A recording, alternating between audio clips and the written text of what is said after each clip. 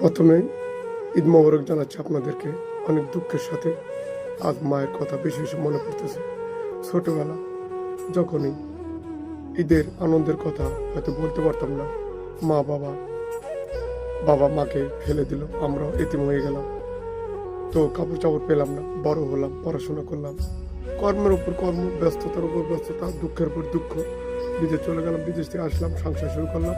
ছেলে মেয়েদের দিকে তাকালে আর মনে চায় না যে আমি আমার জীবনে কোনো শখ আহ্লাদ পূরণ করি। দুঃখের পরে দুঃখে আমাদের জীবনটা কেটে গেল, কষ্টের মধ্যে দিয়ে আমাদের জীবনটা কেটে গেল।